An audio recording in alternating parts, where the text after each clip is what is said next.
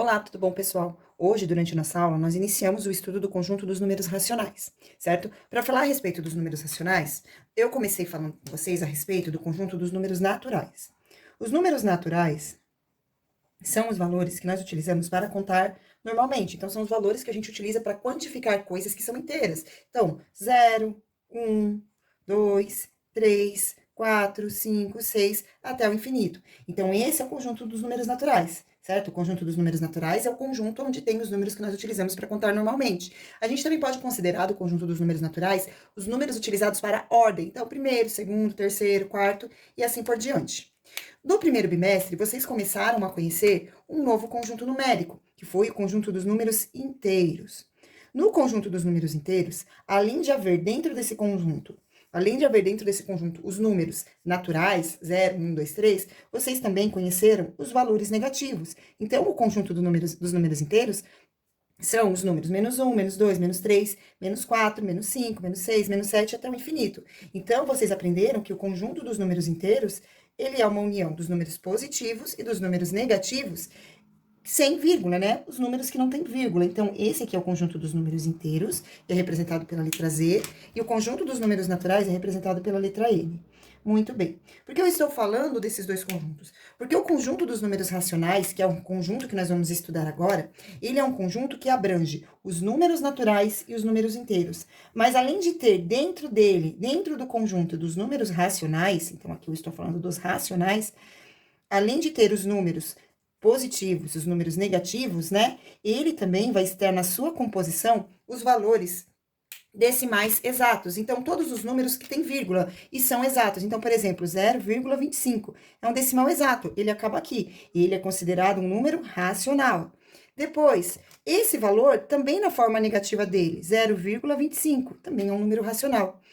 As dízimas periódicas, aqueles valores que são números decimais e que apresentam período, por exemplo, 0,3333. Então, o período é o número 3. Ele não muda, sempre se repete. O nome disso é dízima periódica. Então, as dízimas periódicas também fazem parte dos números racionais, tanto na forma dela positiva como na forma dela negativa. Também vai fazer parte do conjunto dos números racionais. Tem também dentro do conjunto dos números racionais as frações. Então, todas as frações fazem parte do conjunto dos números racionais. Por exemplo, meio, 2/5. E esses valores também na sua forma negativa. Então, na forma negativa, eles também fazem parte do conjunto dos números racionais. Então, menos meio, menos 2/5. Então, qualquer fração vai fazer parte desse conjunto. Então, o conjunto dos números racionais é formado pelos números naturais, positivos e negativos, ou seja, é formado pelo conjunto dos números inteiros e pelos números racionais. Então, todo número natural é um número racional. Todo número inteiro também é um número racional. E só para reforçar, todo número natural também é um número inteiro. O símbolo que representa o conjunto dos números racionais é esse Q aqui maiúsculo, tá? Então, esse é o símbolo dos números racionais. E hoje nós estudamos sobre esse conjunto. Agora, pessoal, nós vamos fazer as atividades da página número 4. A atividade da página 3 eu já fiz junto com vocês, certo? Então, agora eu vou colocar aqui para vocês a página número 4, que está aqui, que fala o seguinte: simplifique essas frações. Que frações são essas? São as frações que nós estávamos estudando aqui no exercício número 1. Então, no exercício número 1, vocês pegaram o valor 22,5. Por que 22,5? Porque represente os valores dessa inclinação na forma de fração. Que inclinação? Inclinação do eixo da Terra, de acordo com o texto. Então, as frações, os valores é 22,5 e 24,5. Nós, durante a aula, fizemos a transformação desses números decimais em frações decimais. Então, 225 sobre 10 e 245 sobre 10. Isso aqui nós fizemos hoje durante a aula. E aí, a pergunta era como se chamava essas frações. E aí, eu disse para vocês que eram frações decimais, por quê? Porque o denominador é 10. Então, sempre que vocês tiverem um denominador igual a 10, igual a 100, igual a 1000, então, toda vez que o denominador, a parte de baixo da fração, for um número que pode ser escrito na forma de potência de base 10, vocês podem considerar esse decimal como uma fração decimal, certo? Então, no exercício 2, vocês têm que simplificar essas duas frações. Então, 225 sobre 10 e 245 sobre 10. Eu vou escrevê-las aqui. Então, ó, 225 sobre 10... 225 sobre 10, e a outra fração, 245 sobre 10. E para simplificar essas frações, vocês precisam observar por qual número eu consigo dividir o 225 e o número 10, e como resultado eu vou ter um valor inteiro. Então, um divisor comum entre esses dois números. E nesse caso aqui, eu sei que 225 dividido por 5 é exato, e 10 dividido por 5 será exato também. Durante a aula, eu armei a continha para vocês, mas eu vou fazer aqui novamente. Então, eu vou fazer 225 dividido por 5. Então, arma a continha, 225 dividido por 5. Então, agrupa o número que eu faço vezes 5, que chega mais próximo do 22 e não passa é o 4.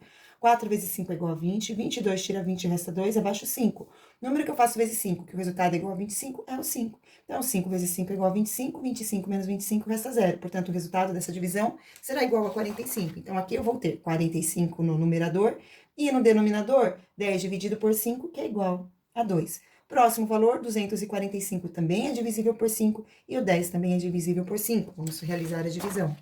Então, 245 dividido por 5. Agrupa o número que eu faço vezes 5, que chega mais próximo do 24 e não passa o 4. 4 vezes 5 é igual a 20. 24 menos 20 resta 4, abaixo 5. Agora, o valor que eu faço vezes 5, que o resultado é igual a 45, é o 9. 9 vezes 5 é igual a 45. 45 menos 45 é igual a 0. Então, simplificando, 245 dividido por 5 vai ser igual a 49 sobre 10 dividido por 5, que será igual a 2. 4. Escreva a atual inclinação da Terra em forma de fração decimal. Esta informação, pessoal, atual inclinação da Terra, ela está aqui no enunciado, certo? Então, tá falando aqui, ó, a atual, então é de 23, né, tá no texto. A atual inclinação da Terra é de 23,5 graus. Então, nós vamos pegar esse valor, 23,5, e vamos escrever esse valor aqui em forma de fração decimal. Então, ó, 23,5, que vai ser equivalente, que vai ser igual. Então, lembre, quando vocês forem escrever um número que está na forma decimal para um número que esteja na forma de fração, vocês precisam, primeiro, fazer o traço da fração. O valor numérico que está representado aqui, ele será sempre o numerador, então fica 235. Este valor que está depois da vírgula, ele vai indicar por qual número 235 deve ser dividido para ser igual a 23,5.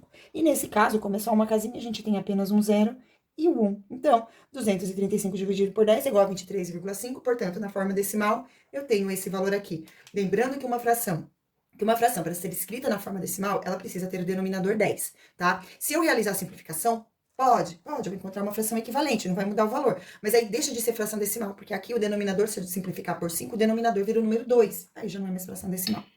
Muito bem, vamos para o próximo exercício. Luísa foi ao supermercado fazer compras. Chegando lá, aproveitou as ofertas da semana. Então, tem algumas ofertas aqui, o leite está em promoção, o macarrão e o suco de laranja. Exercício 5. Quanto economizará se levar uma caixa com 12 sucos na promoção? Então, veja bem. Para a gente saber quanto ela vai economizar, a gente precisa conhecer os dois preços. O preço do suco na promoção, que é R$ 2,45, está escrito bem aqui, certo?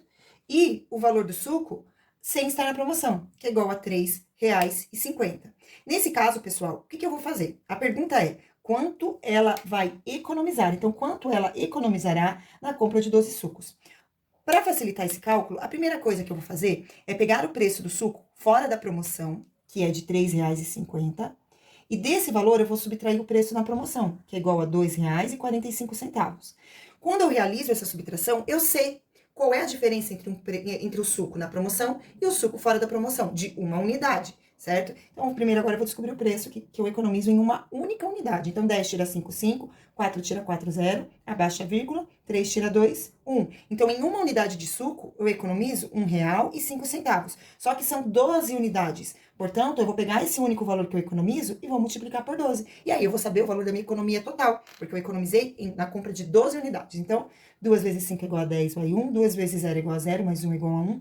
2 vezes 1, 2. Mais 1 vezes 105, que é igual a 105. Vou passar o traço aqui, 0, 6, 2 e 1.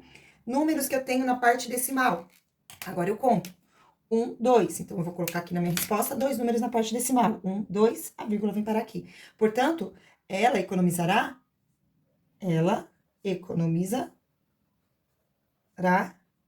o total de R$ 12,60. Muito bem, vamos para o próximo exercício agora. Quanto gastará se resolver comprar 3 pacotes de macarrão em oferta? Então, 3 pacotes de macarrão. Um pacote de macarrão, na oferta, né? Macarrão em oferta. Um pacote de macarrão é igual a R$ 5,95. São 3. Então, agora eu vou fazer 5,95, que é o preço do macarrão, vezes 3, porque ela quer comprar 3 pacotes. Então, 3 vezes 5 é igual a 15, vai 1. 3 vezes 9 é igual a 27, mais 1 é igual a 28, vão 2. 3 vezes 5 é igual a 15, mais 2 é igual a 17. Um número na parte decimal, 2 números na parte decimal. Então, eu venho aqui na resposta e coloco 2 números. Ela gastará um total de R$17,85. Então, ela gastará R$17,85.